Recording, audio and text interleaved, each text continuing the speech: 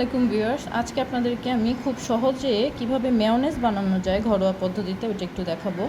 তো আমরা ছোট ব্লেন্ডারের জারে ডিম নিয়ে নিয়েছি একটা।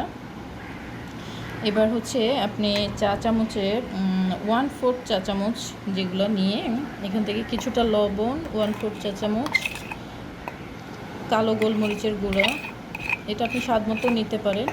আমি চিনিটা একটু বাড়িয়ে নিয়েছি যেহেতু আমার বেবি মিষ্টি পছন্দ করে। আপনারা চাইলে নিজের স্বাদ মতো চিনি কমিয়ে বাড়িয়েও নিতে পারেন। আমি পুরোটাই দিয়ে দিচ্ছি।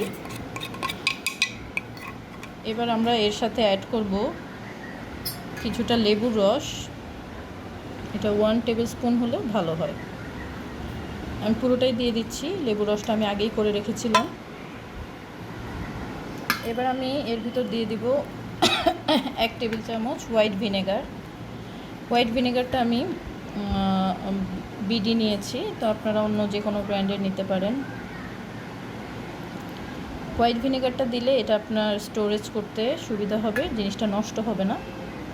দিয়ে দিচ্ছি হোয়াইট ভিনেগার এবং আমি এখানে কিছুটা লিকুইড মিল্ক অ্যাড করছি। আপনারা চাইলে লিকুইড মিল্কটা দিতেও পারেন, আবার স্কিপ করতে পারেন। আমি অল্প কিছুটা লিকুইড মিল্ক দিয়ে দিচ্ছি যাতে টেস্টটা ভালো আসে।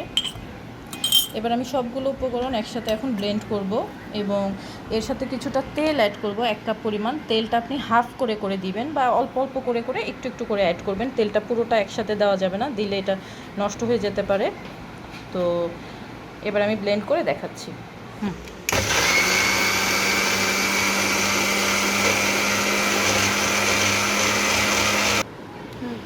এখন আমি আপনাদেরকে দেখিয়ে দিচ্ছি কতটা পারফেক্ট হয়েছে মেয়োনেজটা এবং খেতেও খুব ইয়াম্মি হয়েছে। আমি তুলে নিয়ে দেখাচ্ছি কতটা ঘন হয়েছে কনসিস্টেন্সিটা। একটা ডিমে মাত্র একটা ডিমে কি সুন্দর মেয়োনেজ হয়েছে দেখুন। এটা আপনারা নর্মাল ফ্রিজে 3 থেকে 4 দিন সংরক্ষণ করতে পারবেন। 2টা ডিম দিয়ে করলে আরও বেশি হতো, তো আমি ফার্স্ট টাইম যেহেতু ট্রাই করছি সেক্ষেত্রে আমি অল্পই নিয়েছি। তো আশা করছি আপনাদের সবার খুব পছন্দ হবে এবং আপনারা বাসায় অবশ্যই এটা ট্রাই করে দেখবেন। থ্যাংক ইউ সবাইকে।